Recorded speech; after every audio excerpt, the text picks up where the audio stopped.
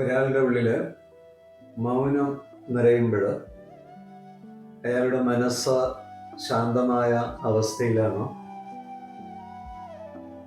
അവിടെ ജാഗ്രതയാണ് നിറയുന്നത്.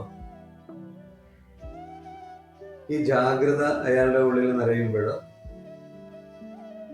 അയാൾ എന്താണ് ചെയ്യുന്നത്, എന്താണ് പറയുന്നത് എന്നുള്ള ആഴത്തിലുള്ള ആ ഒരു ശ്രദ്ധ അയാൾക്ക് ഉണ്ടാകും.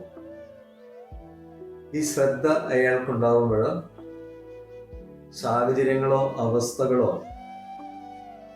ആളുകളോ അയാളെ ശല്യപ്പെടുത്തുന്നില്ല. ഒരവസ്ഥകളും ഒരു സാഹചര്യങ്ങളും അയാളുടെ മനസ്സിനെ സ്പർശിക്കുന്നേ ഇല്ല.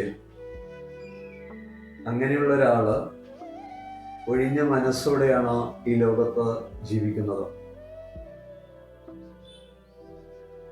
മൗനത്തിന്റെ ആഴങ്ങളിലേക്ക് നമ്മൾ ഇറങ്ങിയിട്ട് അതിൻ്റെ സുഗന്ധവും അതിൻ്റെ മനോഹരിതയും നമ്മൾ അനുഭവിക്കണം. മൗനം ഉള്ളിലേക്ക് ഒരു യാത്ര എന്നുള്ള വീഡിയോ ഉണ്ട്.